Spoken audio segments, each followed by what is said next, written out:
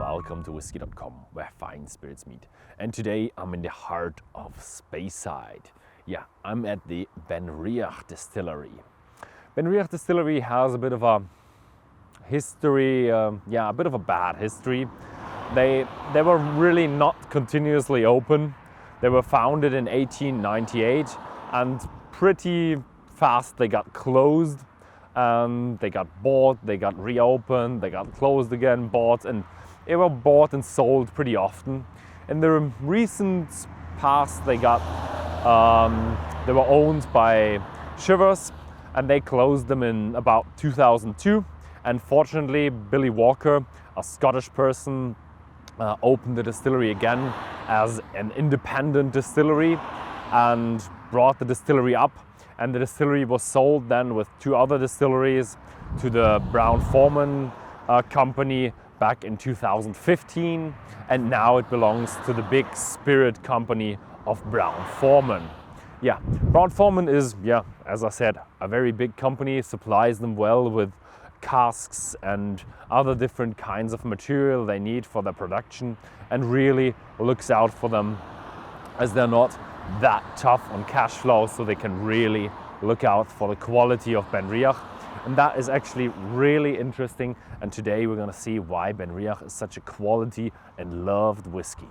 These here are the old malting floors of the BenRiach distillery, and they're actually still in use. Only sometimes they either do one malting in May or in September.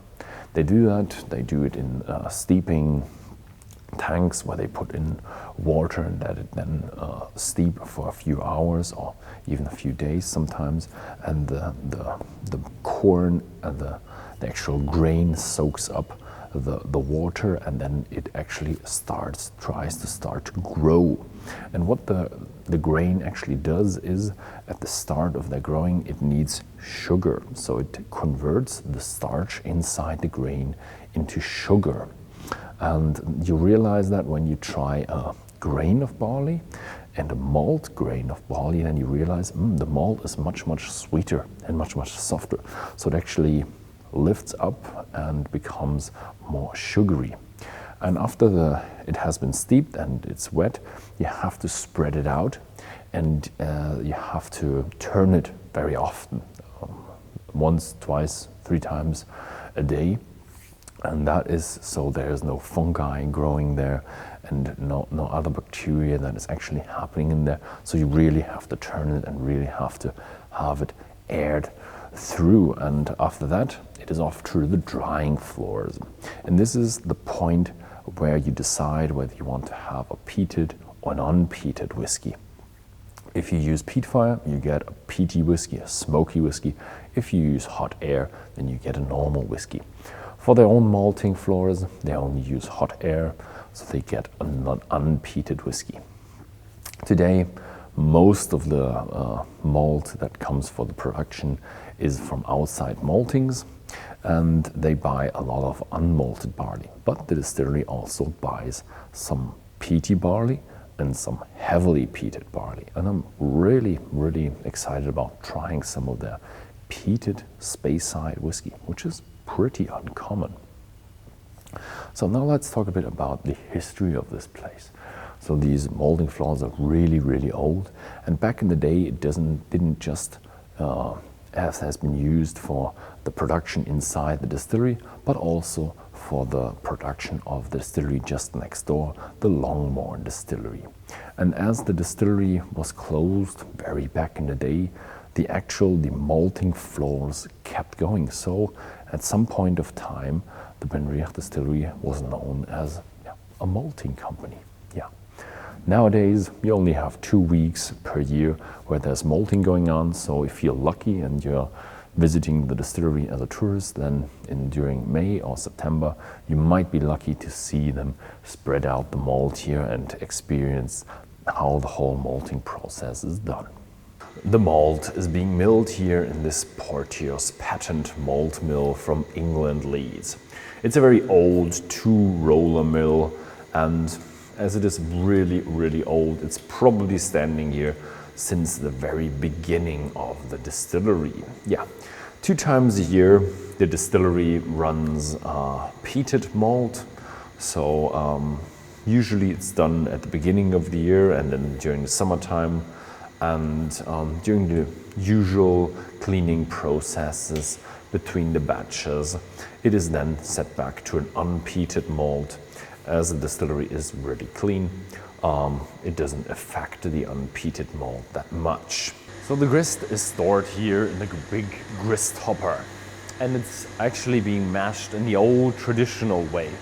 The grist comes up from the top, and from the left and right we are fed with water, and there's an actual masher that is stirring the grist together with the water, and with a big splash it ends up in the mash tun.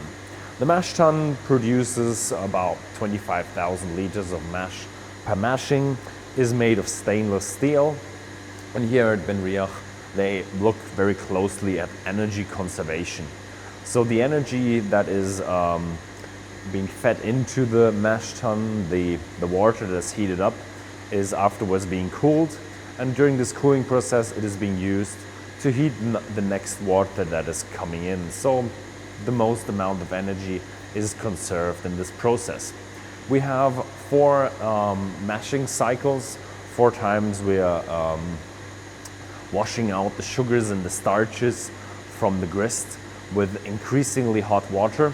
The 3rd and the 4th mashing is actually so low on sugar and starch that you can't use it for fermentation, so they store it in a different tank, and then during the next run they use it as water for the 1st and the 2nd run to really get out the maximum of sugar and starches from the grist to end up in the wort for the fermentation. So I'm here in the room with the wash bags. The distillery has 8 wash bags and fills them up with about 33,000 liters, and it leaves a bit of space for the foam to appear, and then the switcher blades cut down the foam so we don't have anything bubbling over and getting into the tubes or creating a whole mess. Yeah. What is very unique about the distillery is that they have such a long duration for fermentation. Not many distilleries have a long fermentation duration of 100 hours. And what is positive about this is that it produces a very settled wash. The yeast is allowed to ferment fully through, then die off, and after the yeast has done their work, to create a really done wash. It's really settled, and it will not ferment in the tubes or in the wash charger or in the stills. So it's really a settled and stable process when you let the yeast to do their work for 100 hours. So I'm here in the still room. The distillery has 4 stills, 2 wash stills and 2 spirit stills. The wash stills are a bit bigger in size. They have a capacity of about 20,700 liters, but they're only filled up to 16,500 liters. So I would say about where the distill is about the thickest. The spirit stills are a bit smaller with 12,700 liters capacity. They're filled to about 9,500. And the distillery at BenRiach is similar to what Glendronach does. They have a distillation time of 6 hours, which is pretty long and allows the alcohol to really separate and produce a fine spirit that is later being put into the cask. The condensers are all outside. It's just for energy conservation as it is colder outside. This wash stills, as they have a really long distillation time for wash stills, produce pretty high intermediate, which is about 24–25%, depending on the performance of the still. And after the spirit still is done, we're looking at around 71% ABVs, yeah, which is pretty high, but usually they lower it down a bit for casting. The temperature and the steam control for the both stills are already automated. but the spirit safe from 1975 still does the measurements of the density and therefore the alcoholic content, and also the switching between the foreshots and the hard piece and the feints is done in the spirit safe back from when it was built in 1975 by the Forsyth company. So I'm here in one of the warehouses. This here is actually warehouse number 13, and it is actually meant for a bit of experimenting. And this is incredible how much variation we do have here in this warehouse. Here is a masala wine cask, here's a sherry cask. We do have a lot of bourbon barrels, there are quarter casks, there's Tokai wine, French wine, there's a port pipe here, and a lot of old sherry casks. So it's really for the distillery and the warehouse manager to try something out, how the whiskey behaves when he puts them into certain casks, and really find out where the style of the whiskey can go and really discover something really, really delicious. The bulk of the barrels is definitely not stored in just one warehouse. The distillery has many dunnage warehouses and one big racked warehouse, which is actually divided by a few walls to get more coal into that racked warehouse, and also have them separated. So this is where the bulk of the whiskey is being stored and then finished here in the more special warehouse. Yeah, there was a brief time in the history of the distillery where the distillery was closed, but fortunately from 1965 onwards it was merely continuous production. In 2002, 2004, the distillery was taken over by Billy Walker and a few others, and he continued the production on very continuously. But during this time of taking over, just beforehand, we had a big of a production hiccup, so the distillery was standing still and there was not that much being produced. But I've talked to the warehouse manager here and he said, there is no problem for the 20-year-old, as it's now 15 years past, so there could be a problem with a 20-year-old, but he said, nah, there's not going to be a problem with the 20-year-old, it's all fine, just we will keep releasing the 20-year-old blue label as usual. Also, the spirit and the malts from BenRiach are so highly regarded international-wise. There are some traders coming in, buying actually malt whiskey or spirit from the distillery, and this is what they do then here, something called teaspooning. They actually, what they used to do is they put a drop of something else in it, or they actually do put a bit of Glendronach or Glenglassaugh in, their sister distilleries here. So it's actually a blend and nobody's allowed to call it a BenRiach whiskey anymore. But if you go around in some international blends, there will be a bit of BenRiach whiskey in there. We can't tell you where and which whiskey it is, but just maybe at some point in your life you find a blend and you're like, maybe there's a bit of BenRiach in there. Yeah, so this was it with the production, and now we continue with a little interview. So I'm sitting here with Colin Purcell. You've been 10 years with BenRiach now, and you are the warehouse manager here. Yeah, pretty much. Thank you very much for having us here. No problem at all. Lovely distillery, and definitely a lovely warehouse. Well, thank you very much. I mean, we pride ourselves obviously on our dunnage warehousing. It does have an extensive collection of interesting casks. Yeah, the variation in them, that warehouse you just showed me, that is just amazing. Okay. It's just very nice how where you got all these casks from. This is just amazing to me. Okay, so what are we having today? Today we're going to be looking at some of the core range of BenRiach. We're going to kind of start off with the 10-year-old standard, then we're going to progress on to the slightly more sophisticated 21-year-old standard, and then to kind of keep everyone interested, we'll give you a little introduction into our peated range with our 10-year-old curiosities. Okay, interesting. So 10-year-old, is that 43%? Yep. Nice. So one of your bottlings when you first arrived at the company, or castings, Well, yeah, the whiskies that are now going into the kind of like 10-year-old will be kind of like rather interestingly casks that I filled myself. So that's quite good to see the kind of like the actual generation. Because in a lot of ways when you're working in warehousing, you're only like a temporary custodian of what's there.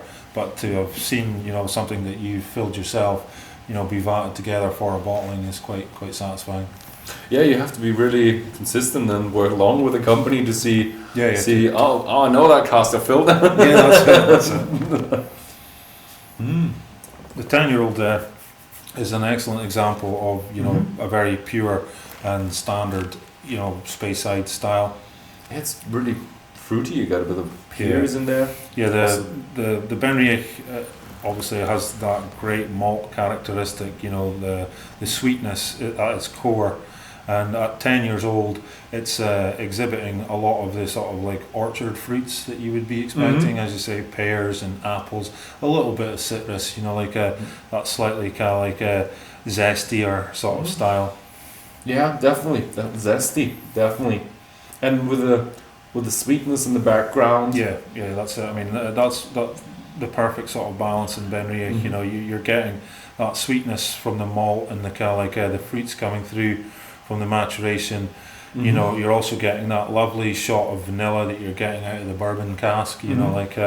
So you're getting a very nice balance. Oh, it's still a light one, intriguing one. Yeah, it's a nice. It's a light to medium weight sort of like style. So Slange.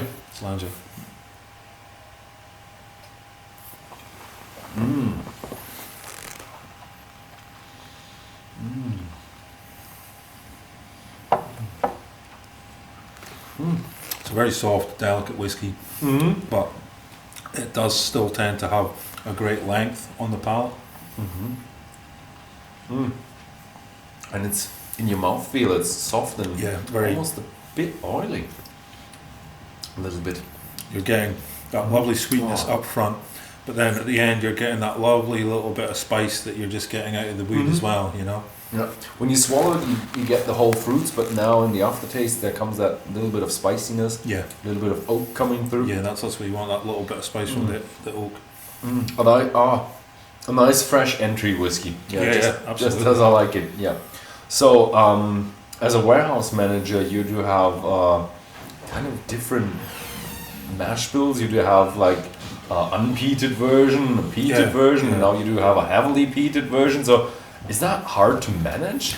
It's not terribly hard to manage because obviously we know what we've filled, and then obviously we have documentation to keep us right. But I mean, a lot of the time you'll actually know a lot of the casks yourself. Having filled them, you're familiar, and a lot of the time, if you haven't actually filled the casks, in my own particular aspect, to the original wood, there's a good chance that you'll have vatted together some of the whiskies for re-racking. Because we do quite a lot of work with re-racking at BenRiach. We re-rack for the likes of the 10-year-old. There'll be a small amount of that's come from being re-racked into sherry. A balance between Oloroso and kind of like Pedro Jimenez. There'll also be a small amount of it that will have been re-racked into fresh virgin wood, so where you get that sort of extra vanilla toast, and you almost get that creamy creme brulee kind of coming through. So it's got a bit of a even harder. Yeah, it's that's the sort of thing. It's like it's bringing out that extra spice, Yeah, the extra caramel wood and vanilla going on. So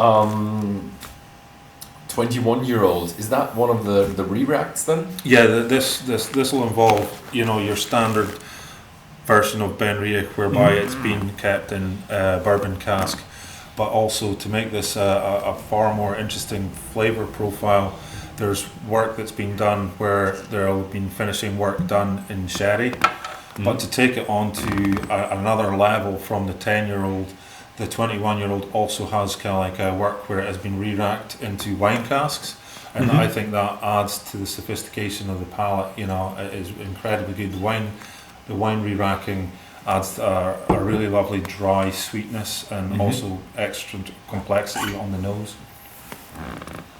Mm-hmm. Oh, yeah. You get that sweetness. It's a different kind of sweetness. It's a more sophisticated sweetness. Somehow it's still pretty light for a 20-year-old, but it's it's complex. It's complex, Mm-hmm. but on the palate it is extremely smooth, and Mhm. the length is incredible. But as I say, that introduction, a little subtle introduction of that wine finish just adds just an extra dimension, I think. But it's a little bit of grapey berries, but it's still very smooth, velvety. Like It's silken incredibly smooth, and also at this sort of point, BenRiach is going from that fresher orchard fruits with the zestiness, and it's now developing into that tropical fruits where you're starting to get your mangoes and your bananas, coming through. You're just getting that much more rich sort of feel of the fruit. Mm-hmm. Oh, I love it. It's incredibly good. It is really, really good. I mean, this is your classic, Mhm. after you've had your supper, sitting down next to the fire, and just relaxing for the evening with this. Okay, so slange it. Slange well. Mm.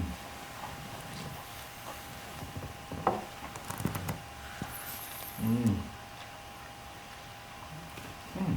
The softness of the mouthfeel is incredible, Mm. and it's immensely drinkable. Mm. Mm. It's a nice balance between bitter sweetness, flowers, a real sweetness, and it's complex, and even have a little bit of phenolic aftertaste. I'm not quite sure what that is. It's got that extra richness coming through from the wine, but the wine finish tends to add that slightly drier kind of edge that's kind of like coming through. Mm-hmm. Mm. Yeah, no, we'll know what you mean with the dry edge. Yeah. With the second sip, Yeah, I really got out the 10-year-old, and now, yeah. And now with the aftertaste, we do have a dry. it has That's a dry wine, yeah. yeah, that's it. You're getting that coming through. Mm-hmm.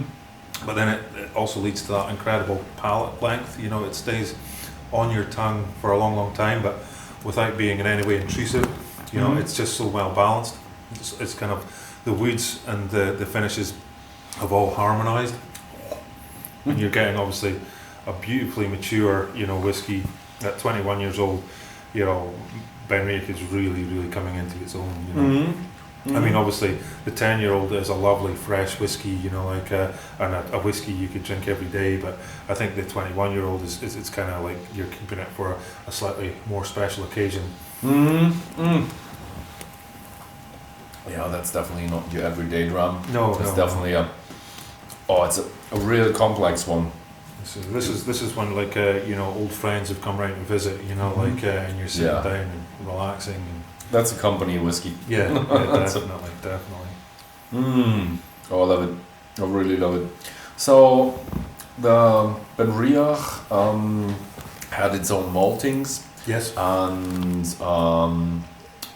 the peated has that always been with BenRiach, or how's the history with BenRiach with the different levels of peat? BenRiach are considered something of a maverick distillery in Speyside, given that they were the first distillery, I believe, to do peated style, and we have peated stocks going all the way back to 1972. And some people sort of dispute the fact that BenRiach were doing peated as long as that. Some people are trying to say it's only since the 90s, but I can give indisputable evidence of the fact that my mother and father used to stay at number 1 BenRiach cottages just down there, and back in the 70s they said that when the malt floor was working peat, you could smell it down there, so it definitely goes back to the kind of early 70s. Mm-hmm.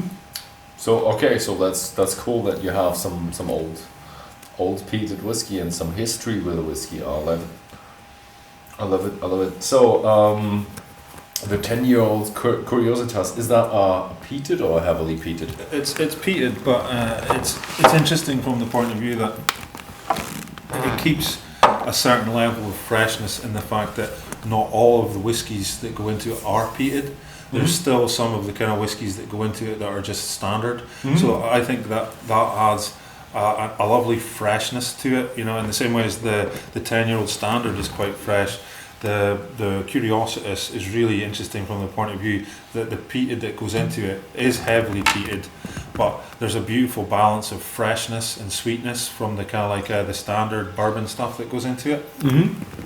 I think this is actually, you know, pretty much the best value kind of like whiskey that we make, because it has such a complex makeup, you know, and it's giving you that incredibly heavily peated style that you would be expecting, you know, from an Islay malt, you know. So it's got all of that massive peat, you know, like you're at a fireside, you know. You've almost got lumps of peat lying about you, you know. It's like so it's incredibly peaty on the nose, but you've still got that freshness and the sweetness coming through from the kind of standard bourbon, you know, aged style.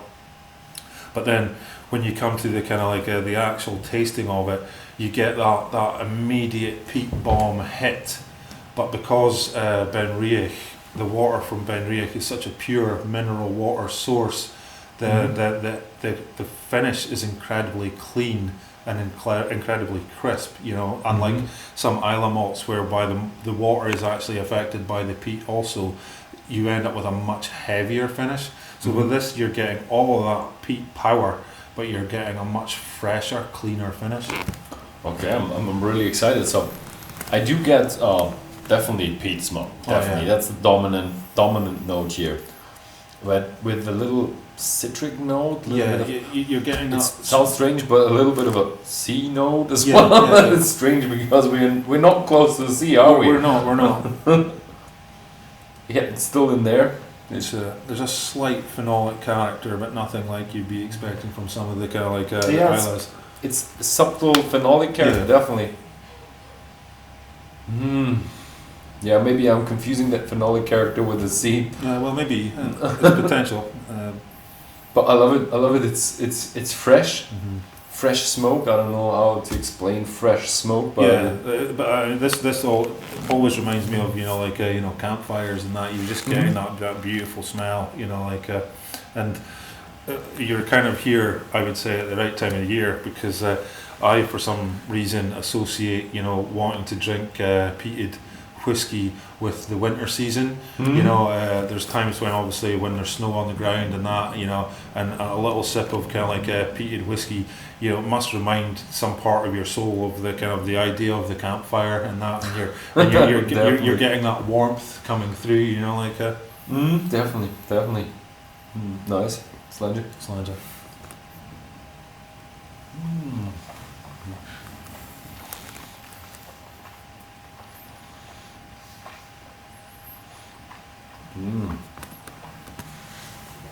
So you've got that initial peat bomb hitting you as soon as you kind of like you swallow, and then you're getting that midsection where it is still, you know, quite a chewy kind of piece of peat there, but then as it rounds towards the end, you're getting the sweetness coming through from the kind of like the standard bourbon, you know. So you're getting some of that notes that you had on the 10-year-old standard coming at the tail end, but you're still getting that kind of like that peat feeling all the way through. It definitely reminds me a bit of that 10-year-old, the normal one. But yeah, the peat is dominant here. It's massively peated. You know, and it's actually, you know, it looks quite, you know, like you know, quite mellow when you look at the colour, you know, but then you get that massive kind of blast, you know, like of peat, you know. It's like it's more fresh, less sweet than the normal one.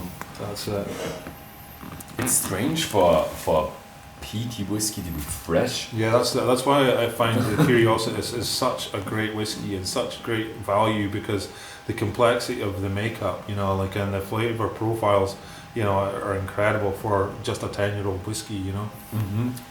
Nice. I really like it.